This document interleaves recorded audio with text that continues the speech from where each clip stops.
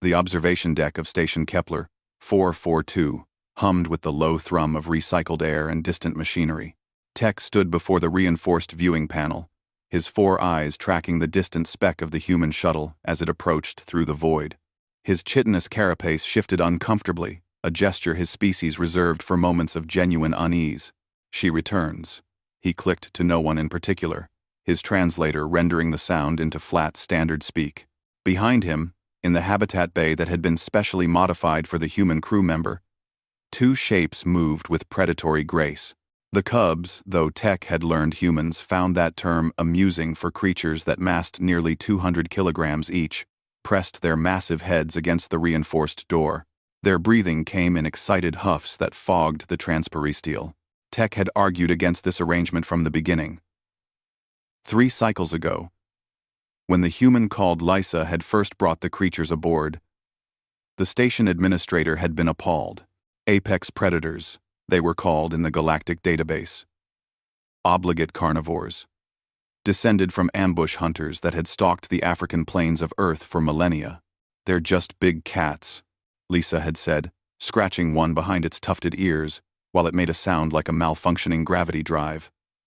"Bengal tigers. Rescued from a breeding program that went bankrupt. They need a home. One. That had been Lysa's way. She saw need and filled it, saw danger, and walked toward it with that peculiar human smile that showed far too many teeth. The galaxy had learned to fear that expression the one humans wore when they had decided something impossible would be done anyway.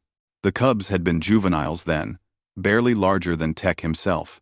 Now they were killing machines wrapped in sunset-colored fur, each tooth the length of his primary manipulator, and they waited by that door every time their human left the station. The shuttle docked with a gentle clang. Tech's optical stalks swiveled to the habitat display. The cubs had risen now, pacing in tight circles, their tails lashing. One of them, the female, whom Lysa had named Suki, released a vocalization that rattled the deck plating. A chuff. The human had called it. A happy sound. Tech found nothing happy about a sound that could rupture his auditory membranes. The airlock cycled. Tech watched on the monitors as Lysa emerged, still wearing her environment suit, helmet tucked under one arm. She'd been to the surface colony, delivering medical supplies through a quarantine zone that 3 species had declared too dangerous for transit. She'd gone alone, as humans often did, because no one else would. She was smiling. Tech's translator unit struggled with the clicking sound he made somewhere between admiration and exasperation. In the 6 months since Lysa had joined the station crew, he'd seen her smile at solar flares, system failures, and once at a Vrex warrior who had challenged her to combat. She'd smiled then too, just before demonstrating why humans had conquered their homeworld's food chain through sheer audacity rather than natural weapons. The Vrex had required medical attention. Lisa had required a drink. Now she approached the habitat bay, and Tech felt his survival instincts screaming at him to intervene. Station protocols were clear. No direct contact with megafauna, unless sedated. The insurance consortium had been very specific after the incident with the Regelian battle swine. But Lysa's hand was already on the release panel. "Lisa, perhaps," Tech began. The door slid open. 300 kilograms of predator exploded into the corridor. Suki hit Lisa first, massive paws slamming into her shoulders with enough force to crack Tech's carapace into fragments. The human went down hard, her helmet clattering across the deck. The male Raja, named for some ancient human monarch, was a heartbeat behind, adding his mass to the pile. Tech's emergency appendage was halfway to the alarm when he heard it. Laughter. Human laughter, bubbling up from beneath several hundred kilograms of apex predator. Not screams. Not the death rattle his species made when facing the end. Laughter. "Yes, yes. I missed you too." Lysa's voice came muffled from somewhere in the mass of fur and muscle. "Get off. You ridiculous Suki. That's my face, Raja. I can't breathe." The tigers were making that sound again.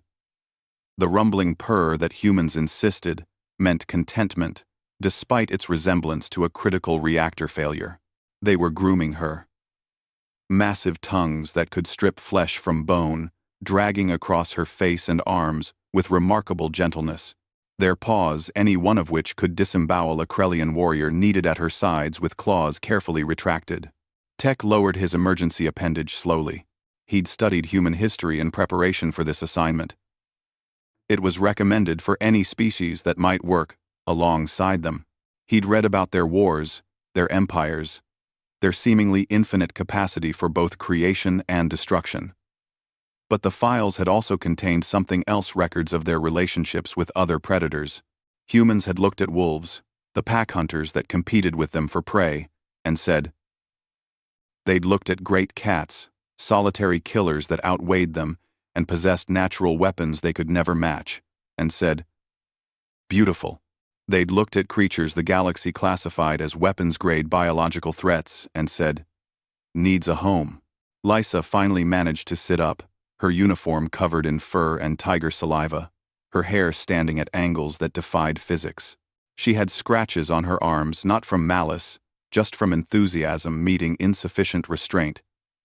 She was still smiling. Hey, Tech, she called out. One arm around each massive neck. Mission accomplished. The colony got their supplies. How were things here? Tech's translator worked overtime to convey his resigned amusement. Entirely routine, Lysa. The cubs waited. You returned. They expressed their affection in the usual manner. Told you they're sweethearts, Lysa said, pressing her forehead against Suki's in a gesture of intimacy that would mean death with any other species' apex predators. And perhaps that was the thing about humans, Tech reflected as he watched her rise and lead the tigers back to their habitat with nothing more than gentle words and an expectation of obedience. They didn't survive their death world by being the strongest, or the fastest, or the most naturally armed. They survived by looking at the things that should kill them and deciding, with that terrible human optimism, that those things could be family instead. The habitat door closed. Lysa waved at him through the viewing panel, still smiling, surrounded by creatures that evolution had designed for killing, that chose gentleness because a human had asked it of them. Tech returned to his post, making a note in the station log. Human crew member returned safely. No incidents. Recommendation: increase habitat space. The cubs are still growing. He didn't mention the smile. The galaxy was learning about those on its own.